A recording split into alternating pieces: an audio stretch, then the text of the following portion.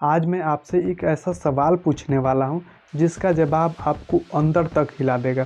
अगर कोई कंपनी हर दिन टीवी पर चमक रही हो, हर जगह सक्सेस की कहानी बन रही हो और लोग उसे इंडिया प्राइड कह रहे हो, तो क्या वो कंपनी झूठ भी बोल सकती है? अब सच सुनिए, हाँ, झूठ बोल सकती है। और जब ऐसी कंपनी झूठ बोले तो सिर्फ पैसा नहीं डूबता, देश की इज्जत डूबती है।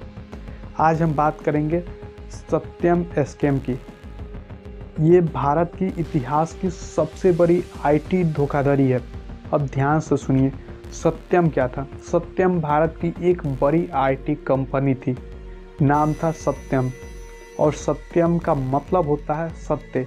अब सोचिए, जिस कंपनी का नाम ही सत्य हो और अगर वही कंपनी सबसे बड़ा झूठ बोले तो दुनिया को कैसा झटका लगेगा। यही हुआ।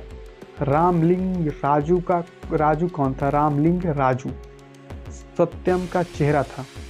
बी रामलिंगा राजू एक ऐसा सम्मानित व्यक्ति माना जाता था, एक सफल बिजनेसमैन, एक बड़ा नाम, और जनता सोचती थी ये आदमी तो देश का गौरव है। लेकिन इतिहास में अक्सर सबसे बड़ा धोखा सबसे साफ चेहरे के पीछे छुपा होता है। घोटाला क्या था? अब सीधे मुद्दे पर, सत्यम ने अपने पैसे का हिसाब गलत दिखाया।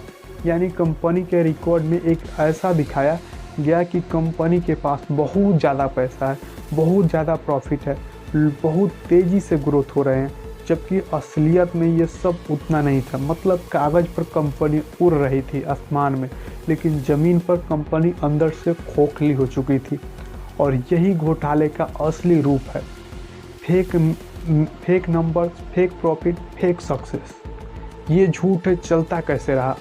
अब सवाल है कि इतना बड़ा झूठ इतना सालों तक कैसे चल गया? क्योंकि जब झूठ सिस्टम में घुस जाए तो वो अकेला नहीं चलता, उसके साथ कई चीज़ें चलती है। लालच चलती है, चुप्पी चलती है, डर चलते हैं और अंधा भरोसा। इन्वेस्टर्स को लग रहा था कि कंपनी बढ़ रही है, एम्प्लॉयज़ को लग रहा था कि हम देश की टॉप कंपनी में पैसा लगा रहे हैं, मार्केट को लग रहा था कि ये इंडिया की चमक है।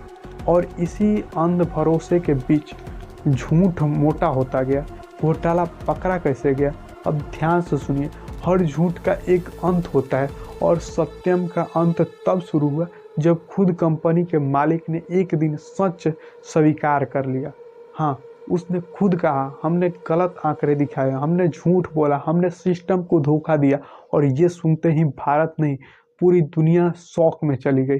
क्यों? क्योंकि सत्यम सिर्फ भारत की नहीं, ग्लोबल क्लाइंट वाली कंपनी थी। यानी उसके पास ग्लोबल रीच बहुत ज़्यादा था। यानी ये घोटाला भारत की इमेज पर सीधा हमला था। असर क्या पड़ा? अब सोचिए, जब ऐसी कंपनी गिरती है तो क्या होता है? इन्वेस्टर का पैसा डूबता है, शेयर गिरते हैं, एम्प्लॉयज़ की नौकरी खतरे में आती है, क्लाइंट डर जाते हैं, दूसरे कंपनी में भी इन्वेस्ट करने से डरते हैं, और देश की छवि खराब होती है। मतलब एक घोटाला पूरे सिस्टम पर चोट करता है। सत्यम के बाद दुनिया ने भारत को कैसे देखा? अब सवाल है कि भारत पर दुनिया ने उसके बाद कैसे देखा? क्या इंडिया के कंपनीज पर भरोसा किया जा सकता है? और यही उस घोटाले का सबसे बड़ा नुकसान था। बहुत सारे कंपनियां इंडिया के एग्रीमेंट को तोड़ दी। सत्यम स्कैम हमें क्या सिखाता है? अब सबसे बड़ी सीख सुनिए, इस घोटाले ने भारत को बताया कि सक्सेस दिखाना आसान है, लेकिन ईमानदारी निभाना मुश्किल है। जब कोई कंपनी सिर्फ शेयर बढ़ाने के लिए झूठ बोले तो वो अपने साथ हजारों परिवारों का भविष्य भी डुबो देती है।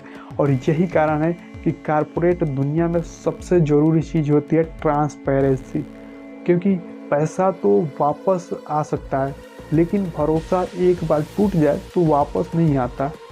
अब आखिरी लाइन सुनिए, सत्यम का नाम था सत्य, लेकिन अंदर था सबसे बड़ा झूठ। और यही जिंदगी की सबसे बड़ी सीख है।